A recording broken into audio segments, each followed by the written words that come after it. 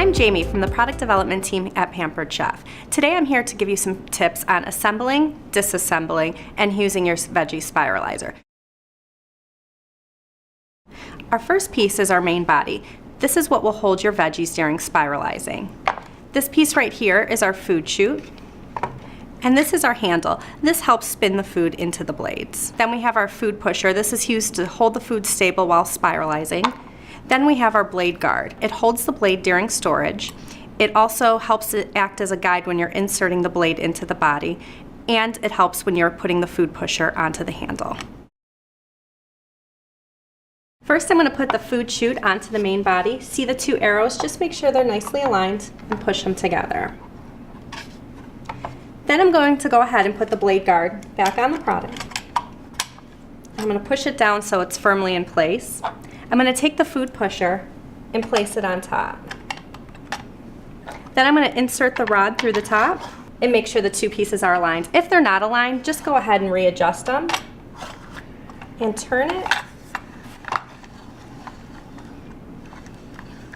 until you feel it's locked into place. Then I'm going to put the handle upright. This handle will hold into place, which makes it really easy to remove the blade guard. If I want to do ribbon noodles, my product is all set up and ready to go. If I want to do fettuccine or spaghetti noodles, then I need to use my comb blade. So here's how we insert our comb blade. You're going to remove it from the blade guard. Then I'm going to place my blade guard back on. Next, I'm going to go ahead and insert the blade. And as I'm inserting it, you can feel it riding up against the ledge inside. And then I'm just going to nicely tighten this. Then I'm going to lift this up. I'm going to remove the blade guard. Then we want to check and make sure that our blade is level. You can see that my blade is on an angle. In order to correct this, here's what you need to do. You need to loosen your screw, and then you need to put your cover back on. And then I'm going to take the blade out, and I'm going to go ahead and reinsert it.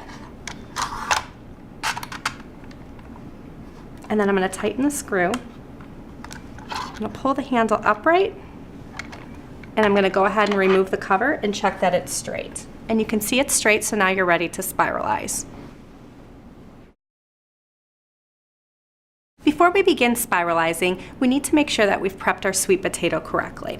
You want to make sure that your food has been prepped so that it's no more than 4 inches in height or 4 inches in diameter. Make sure that you've also cut a flat, even surface. You're going to place your narrow end down onto the pin, and you're going to want to use the guide rings to help centralize your food. So I'm going to put my food pusher down into the food and just really make sure it's in there. Notice how I put the narrow end down and the wide end up. This just allows you to have the most contact with the food pusher, which makes spiralizing easy. Another useful tip, when you're doing something that requires a medium amount of force, you're going to want to maybe start in the center. This will really just help you give the leverage you need. And then once you feel that you've got the force, you're going to move your handle outward and then just continue to apply that downward pressure.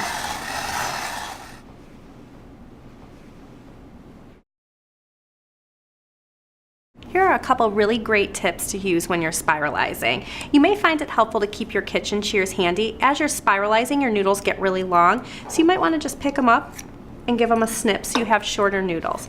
You can also slightly soften foods like butternut squash, sweet potato, and rutabaga by using the microwave.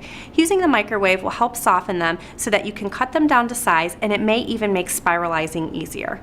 Also, remember to use produce at its peak season for best results. Now that we're done making veggie noodles, let's take it apart. We're going to grab our handy blade guard and place it back on. We're going to lower the handle down, and then we're going to turn it until the two pieces separate. We're going to take the food pusher off. Then we're going to loosen the screw and remove the blade. Next, we're going to take off the blade guard and remove the food chute. And now we're going to grab our brush and head over to the sink and remove any food debris. We hope you've enjoyed these tips and directions. Happy spiralizing!